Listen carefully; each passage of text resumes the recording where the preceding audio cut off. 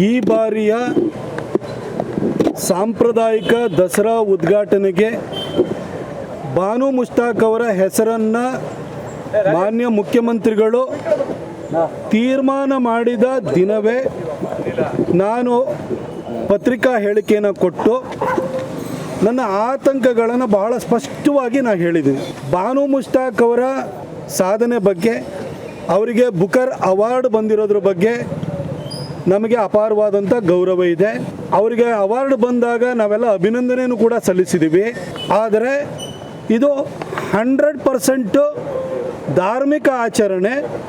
ಈ ಧಾರ್ಮಿಕ ಆಚರಣೆಗೆ ನಮ್ಮ ಧರ್ಮದ ದೇವತೆಗಳ ಬಗ್ಗೆ, ಆಚರಣೆ ಬಗ್ಗೆ ಅಬದ್ಧ ಭಾವನೆಯನ್ನು ಇಟ್ಕೊಂಡಿರುವಂತಹ ಬಾನು ಮುಷ್ತಾಕ್ ಅವರನ್ನು ಕರೆಯುವಂಥದ್ದು ಎಷ್ಟು ಸರಿ ಅಂತ ಹೇಳಿ ನಾನು ಪ್ರಶ್ನೆಯನ್ನು ಮಾಡಿದ್ದೆ.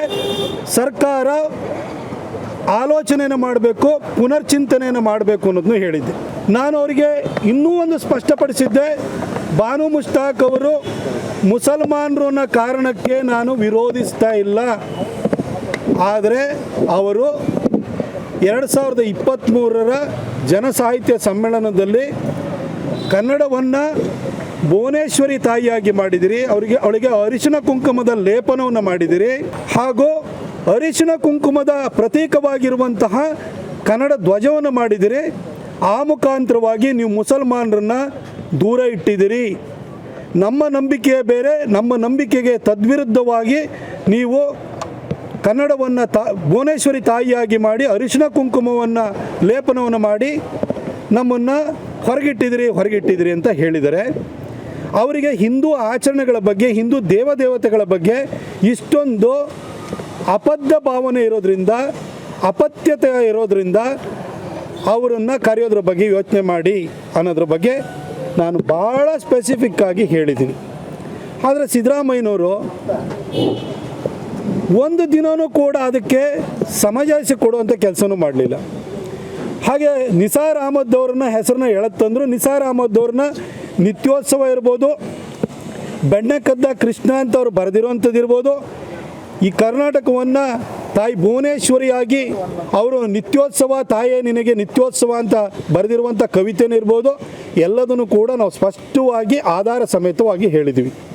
ಆದರೂ ಸಿದ್ದರಾಮಯ್ಯನವರು ಎಲ್ಲೇ ಹೋಗಿ ಮಾಧ್ಯಮದವ್ರು ಕೇಳಿರೋ ಏನಿದೆ ಎವಿಡೆನ್ಸು ಅಂತಾರೆ.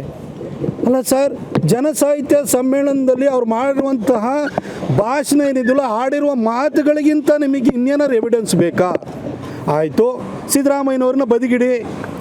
ಬಾನು ಮುಷ್ತಾಕ್ ಅವರಿಗೆ ನಾನು ಸ್ಪೆಸಿಫಿಕ್ಕಾಗಿ ಕೇಳ್ತೀನಿ, ಮೇಡಮ್, ನೀವು ಇವಾಗ ಮನೆಯಲ್ಲಿ ಕರೆದು ಯಾರಿಗೋ ಬಾಗಿನ ಕೊಡುವಂಥದ್ದು, ಅವರಿಗೆ ಅರಿಶಿನ ಹಚ್ಚೋವಂಥದ್ದು, ಕುಂಕುಮ ಹಚ್ಚೋವಂಥದ್ದು, ಅವ್ರ ಮಡಿಲಿಗೆ ನೀವು ಹಣ್ಣು ಹಂಪಲುಗಳನ್ನು ಇಡೋವಂಥದ್ದು, ಇವೆಲ್ಲ ಮಾಡ್ತಿದ್ದೀರಲ್ಲ ಮೇಡಮ್. ನೀವು 2023ರ ಜನಸಾಹಿತ್ಯ ಸಮ್ಮೇಳನದಲ್ಲಿ ಭುವನೇಶ್ವರಿ ತಾಯಿಯ ಬಗ್ಗೆ, ಅರಿಶಿನ ಕುಂಕುಮದ ಪ್ರತೀಕವಾಗಿರುವಂಥ ನಮ್ಮ ಕನ್ನಡ ಬಾವುಟದ ಬಗ್ಗೆ ಮಾಡಿರುವ ಭಾಷಣ, ಆಡಿರುವಂಥ ಮಾತುಗಳು ತಪ್ಪಾಗಿದೆ ಅಂತ ಕ್ಷಮೆಯಾಚನೆ ಮಾಡಿದ್ರ ಮೇಡಮ್? ನೀವು ಕ್ಷಮೆಯಾಚನೆಯನ್ನು ಮಾಡಿದ್ದಿದ್ರೆ ಖಂಡಿತ ನಾನು ಕೋರ್ಟಿಗೆ ಹೋಗ್ತಾ ಇರಲಿಲ್ಲ. ಸಿದ್ದರಾಮಯ್ಯನವರು ಯಾವುದನ್ನು ಕೂಡ ಕಿವಿಗೆ ಹಾಕೊಳ್ಳಲ್ಲ ಅಂತ ನಮಗೆ ಗೊತ್ತು. ಅವರು ಟಿಪ್ಪು ಜಯಂತಿಯನ್ನು ಮಾಡಿದಂಥವ್ರು, UAPA ಕೇಸ್ಗಳನ್ನು ವಾಪಸ್ ತೆಗೆದುಕೊಂಡಂಥವ್ರು, ಡಿ ಜೆ ಹಳ್ಳಿ ಮತ್ತು KG ಹಳ್ಳಿ ಪ್ರಕರಣಗಳನ್ನು ವಾಪಸ್ ತೆಗೆದುಕೊಂಡಂಥವ್ರು, ಅವರು ಅಲ್ಪಸಂಖ್ಯಾತರ ಓಲೈಕೆಗೆ ಯಾವ ಮಟ್ಟಕ್ಕೂ ಇಳಿತಾರೆ ಅಂತ ನಮಗೆ ಗೊತ್ತು. ಅವರನ್ನು ನಾವು ಕೇಳಲ್ಲ. ನಾನು ನಿಮ್ಮ ಆತ್ಮಸಾಕ್ಷಿಗೂ ಬಿಟ್ಟಿದ್ದೆ. ಮೇಡಮ್, ನೀವು ಕನಿಷ್ಠ ಯಾವತ್ತಾದ್ರೂ ಒಂದು ಕ್ಷಮೆಯಾಚನೆ ಮಾಡುವಂಥ ಕೆಲಸವನ್ನು ಮಾಡಿದ್ದೀರಾ ಮೇಡಮ್? ಹಾಗಿರಬೇಕಾದ್ರೆ ನೀವು ಇಲ್ಲಿ ಬಂದಾದಮೇಲೆ ನೀವು ಗೌರವ ಕೊಡ್ತೀರಿ ಅಂತ ಹೇಗೆ ನಾವು ನಂಬ್ಕೊಳ್ಳೋವಂಥದ್ದು? ಹಿಂದೆ ಬರಗೂರು ರಾಮಚಂದ್ರಪ್ಪ ಅವರು ಬಂದಾಗಲೂ ಕೂಡ ಇಲ್ಲಿ ಬಂದಾದ ಕೂಡ ನಾನು ದೀಪ ಹಚ್ಚಲ್ಲ, ನಾನು ಮಂಗಳಾರತಿ ತೊಗೊಳ್ಳಲ್ಲ, ನಾನು ಪುಷ್ಪಾರ್ಚನೆ ಮಾಡಲ್ಲ ಅಂತ ಹೇಳಿ ಅವರು ಇದೇ ಥರ ನಕರ ತೆಗೆದಿದ್ರು. ನೀವು ನಿಮ್ಮ ಭಾಷಣದಲ್ಲೇ ಭಾಳ ಸ್ಪಷ್ಟವಾಗಿ ಹೇಳಿದ್ರಿ. ಬರಗೂರು ರಾಮಚಂದ್ರಪ್ಪ ಅವರಾದ್ರೂ ಕೂಡ ಈ ರೀತಿ ಭಾಷಣಗಳಲ್ಲಿ ಹೇಳಿರಲಿಲ್ಲ. ಆವಾಗ ನಾವು ಯಾಮಾರಿದ್ದು.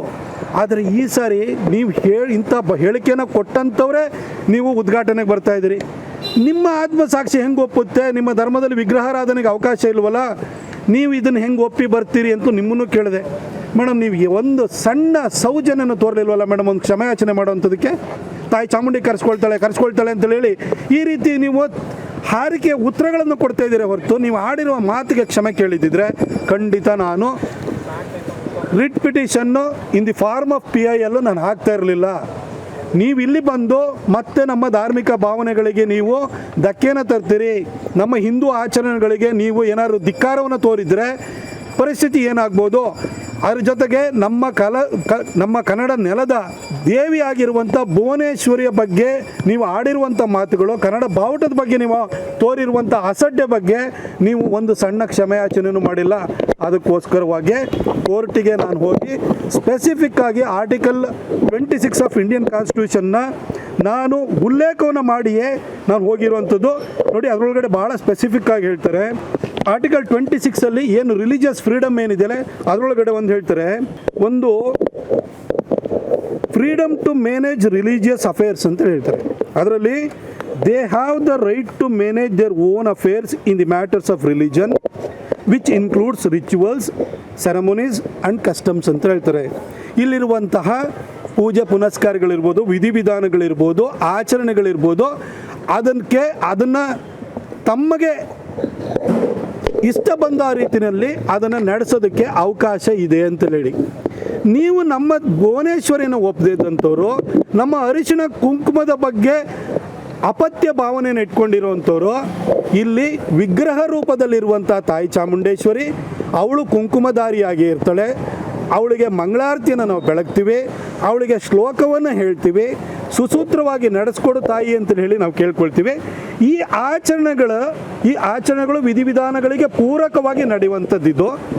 ಇಲ್ಲಿ ನೀವು ಈ ರೀತಿ ಅಪತ್ಯ ಭಾವನೆ ಇಟ್ಕೊಂಡಿರುವಂಥವ್ರು ಬಂದಾಗ ನಮ್ಮ ರಿಲಿಜಿಯಸ್ ಸೆಂಟಿಮೆಂಟ್ಸ್ ಅನ್ನೋದು ಹರ್ಟ್ ಆಗಲ್ವಾ? ನಮ್ಮ ಕಸ್ಟಮ್ಸಿಗೆ ಏನಾದ್ರೂ ಕೂಡ ನೀವು ಬರಗೂರು ರಾಮಚಂದ್ರಪ್ಪ ಅವ್ರ ಥರನೇ ತಗಾದೆ ತೆಗೆದ್ರೆ ಪರಿಸ್ಥಿತಿ ಏನಾಗಬಹುದು? ಅದನ್ನಿಟ್ಕೊಂಡೇ ನಾವು ಕೋರ್ಟನ್ನು ಅಪ್ರೋಚ್ ಮಾಡಿರುವಂಥದ್ದು. ಭಾಳ ಸ್ಪೆಸಿಫಿಕ್ ಆಗಿ ನಾವು ಮುಸಲ್ಮಾನನ ಕಾರಣಕ್ಕೆ ನಿಮ್ಮನ್ನು ವಿರೋಧಿಸ್ತಾ ಇಲ್ಲ ಮೇಡಮ್.